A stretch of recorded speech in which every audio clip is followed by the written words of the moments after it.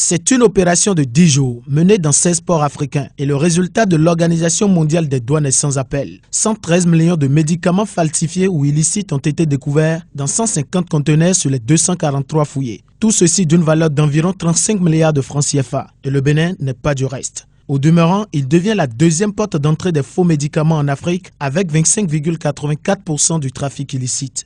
Du haut de ses 20 années de pratique, ce pharmacien y constate un record favorisé d'abord par les pharmaciens eux-mêmes. Le pharmacien est le garant du médicament. Et quand il y a faux médicament, il est le premier concerné. Les pharmaciens pratiquent et nous les connaissons, nous les avons dénoncés. Comment est-ce que vous pouvez être un homme assermenté et donner du poison à la population ? Des faux médicaments dans les officines de pharmacie, une étonnante nouvelle et une information invraisemblable, mais cela s'explique. Si on doit trouver des faux médicaments dans nos officines, est-ce que ça vient des grossistes ou bien est-ce que le pharmacien qui a facilement de quoi être livré sans rien payer, ne payer qu'à la fin du mois, va quand même prendre l'argent pour aller à Djibouti pour se ravitailler? Je pense qu'il y a un problème. Et vous savez que les grands producteurs, c'est l'Inde et la Chine, mais le Nigeria aussi. Et le Nigeria à côté du Bénin, puis expliquer pourquoi le Bénin arrive en disant parce que c'est transfrontalier d'abord. Hors des officines, on en trouve aussi dans les rues et en vente libre. À Cotonou, les pharmacies à ciel ouvert prospèrent. Un marché international est même dédié à cet effet avec des produits provenant de circuits illicites non contrôlés mais autorisés par la Société de gestion des marchés autonomes. Dans les autres villes, les échoppes s'installent avec regain. Face au drame, ce pharmacien affiche sa déception et explique son pessimisme. Disons que la faute est à tout le monde. Ça veut dire que malgré tout ce qu'on a dit, appel de Cotonou, c'est comme si on n'a rien fait. Et on ne fera rien. Et maintenant, je reste convaincu que rien ne sera fait. Des antipaludéens, des analgésiques, des antibiotiques, des anti-inflammatoires dont les emballages renseignent des laboratoires pharmaceutiques chinois ou indiens, mais aussi des laboratoires européens. Au Bénin, près d'un produit pharmaceutique sur 3 est une contrefaçon. Mais le gros lot, c'est plutôt des fabricants ou bien qui font des choses qui ne sont pas conformes.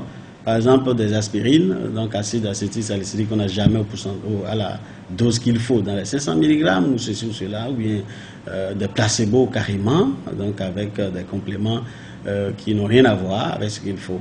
Un véritable fléau responsable de centaines de morts par an, mais bien favorisé par le manque de législation et une absence de volonté politique, malgré l'appel de Cotonou en 2009. Puisqu'on connaît les usines qui les fabriquent ou ceux qui les importent, on les connaît et on sait là où ils sont stockés. Nous sommes tous au Bénin. Et donc on sait. Donc, du moment où on connaît, vous connaissez le mal, mais il faut l'attaquer par la racine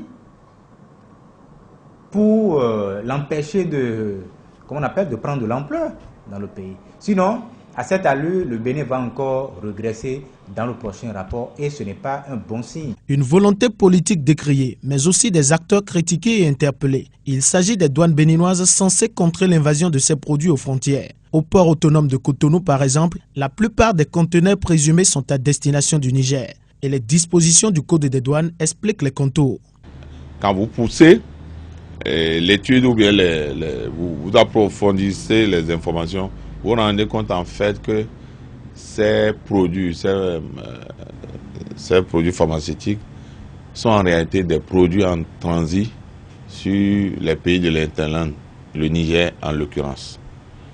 Donc, puisque conformément au Code des douanes, le transit suspend toute prohibition. Non, dire que le Bénin des imports d'entrée des faux médicaments ne traduit pas la réalité parce que même l'Organisation mondiale des douanes, les conteneurs qui ont été sélectés et autres, ils savent sur les documents que c'est bel et bien des documents qui ont trait aux produits à destination du Niger pour la plupart du temps.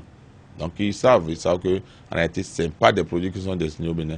En 2004, le marché des médicaments au Bénin pesait 55 milliards de francs CFA, dont 6 milliards pour les faux. Et plus grave, aucune loi condamnant la criminalité pharmaceutique n'existe encore. De même, la Convention Médicrime, adoptée par le Conseil de l'Europe en septembre 2010 pour criminaliser le trafic, n'a été toujours pas adoptée par le Bénin.